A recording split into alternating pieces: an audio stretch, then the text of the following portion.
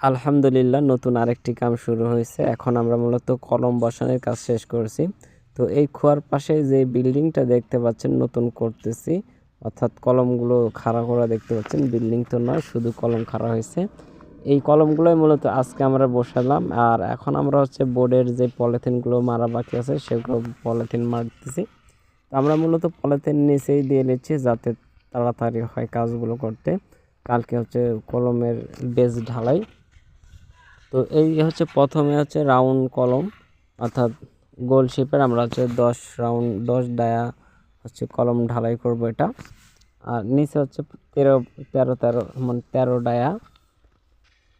তো মূলত এই বিল্ডিংটা ডুপ্লেক্স বিল্ডিং তৈরি হবে। এটা 17 কলমের একটা বিল্ডিং বাড়ি।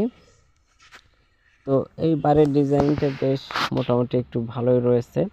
এই বাড়িটির ইঞ্জিনিয়ার যিনি ডিজাইন করেছেন, তো তার ডিজাইন অতটাও খুব একটা ভালো না, কারণ তিনি ডিপ্লোমা ইঞ্জিনিয়ার, সিভিল ইঞ্জিনিয়ার। তো আর্কিটেকচার দিয়ে ডিজাইন করায়নি, হয়তো বাড়িওয়ালা কী জন্য করেননি তাও জানি না। আর বাড়িওয়ালার যেই মেন ফটো বা ছবি দেখাইছে আমাদেরকে, তো ইউটিউব থেকে বা গুগল থেকে ডাউনলোড করে দেওয়া একটি ফটো দেখলাম আমি। এই জন্য হয়তো আপনাদের কাছে শেয়ার করতেছি না, কারণ ইউটিউব অনেক পলিসি রয়েছে। তাছাড়া আমি ছবিটি শেয়ার করতাম।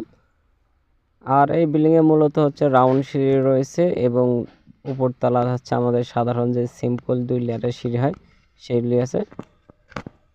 তো 17 কলমের এই বাড়ি হিসাবে মোটামুটি তাও অনেকটাই খুব সৌন্দর্যভাবে ফুটে তোলা যাবে।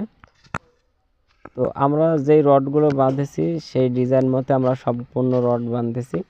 তো ইঞ্জিনিয়ার এসে চেক দিয়ে গেছে। আর এখন আমি আপনাদেরকে বলতেছি, তো আমাদের যেই 4 কর্নারগুলো রয়েছে সেগুলোতে মূলত আমরা কলমের রড ইউজ করছি 4টা 16 mm এবং 2টা 12 mm, মোট 6টা রড।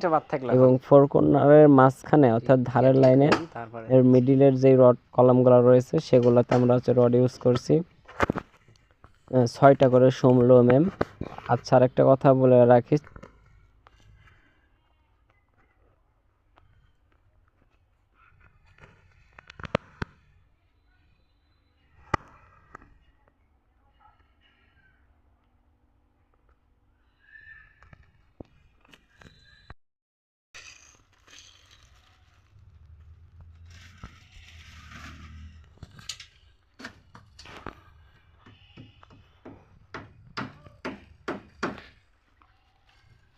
লেভেল পাইপে পানি